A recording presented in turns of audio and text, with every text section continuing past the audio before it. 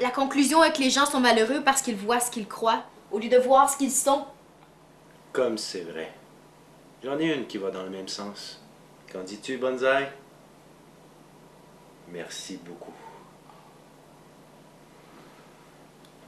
Par une belle journée d'été, un noble samouraï protégé de son armure à pan et armé de ses 2 sabres pénètre d'un pas ferme et paisible dans une maison en ruine. Nous sommes au 14e siècle, dans un village de la grande île de Honshu. C'est précis ça, mon homme? C'est précis, telle la pointe du sabre lunaire du grand samouraï Teshichu. Tèche quoi?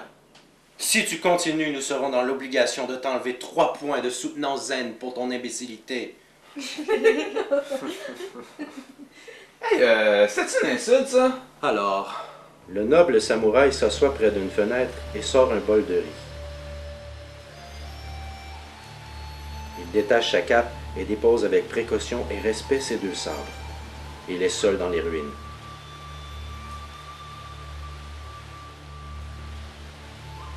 Il mange en portant les baguettes à sa bouche, en un geste harmonieux et précis. À ce moment, 3 ninjas, des bandits de grand chemin, ont remarqué le samouraï solitaire. Les ninjas remarquent les 2 superbes sabres posés à côté du noble voyageur. Il est seul, eux sont 3. Ils posent la main sur la garde de leur épée, prêts à bondir sur le samouraï pour lui prendre sa bourse, son armure et ses sabres. À cet instant précis, le samouraï soulève doucement ses baguettes et d'un seul geste vif comme l'éclair, clac, clac, clac, il tue 3 mouches qui bourdonnaient à ses oreilles. Il se remet tranquillement à manger, tandis que les 3 ninjas s'enfuirent en silence.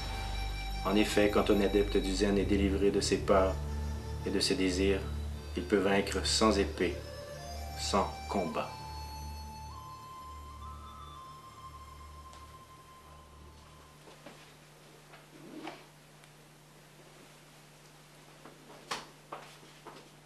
La morale est bien belle, là, mais y a personne qui se rend compte que... Regarde, Jack, on veut même pas entendre quelle niaiserie t'as pu nous trouver cette fois-ci. Ben oui, mais là, c'est dégueulasse de manger avec des baguettes qui ont tué 3 mouches.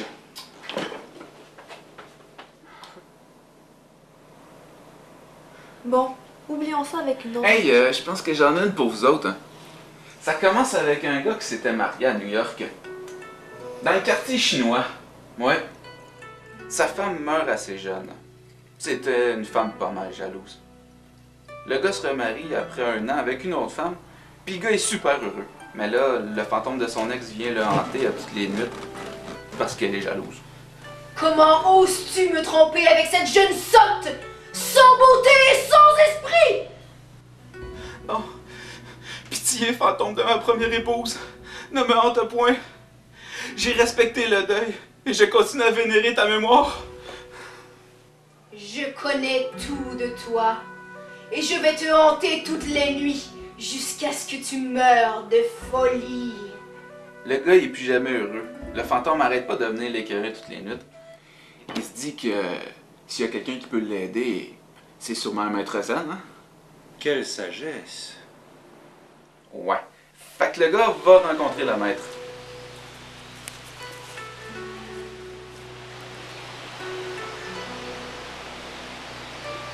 Ô grand maître zen, le fantôme de mon ancienne femme connaît tout de moi.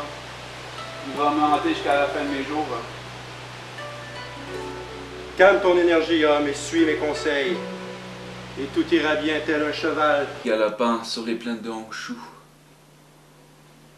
Voyant la furie de la colombe des yeux du maître, le gars décida de l'écouter. Prends une poignée de riz dans la main et demande au fantôme combien de grains tu as. Mais je ne peux pas faire ce que vous demandez. Vous savez qu'elle sait tout de moi.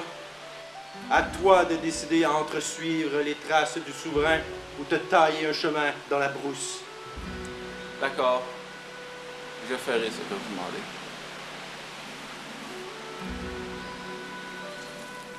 Une fois le soir venu, le fantôme revient. Tu prétends tout connaître sur moi, fantôme? Alors, je fais un marché avec toi. Je te poserai une dernière question. Si tu y réponds, je serai ton esclave. Sinon, tu disparaîtras de ma vie. Le fantôme accepta.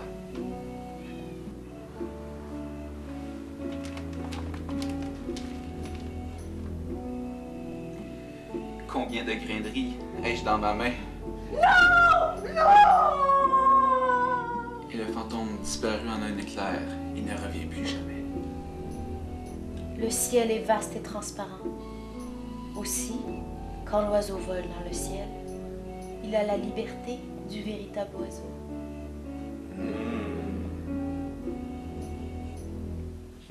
Non. C'était juste une histoire que j'ai pris au Canal D sur le gaspillage du riz au Japon. Le reste, je l'ai juste un peu modifié pour les circonstances.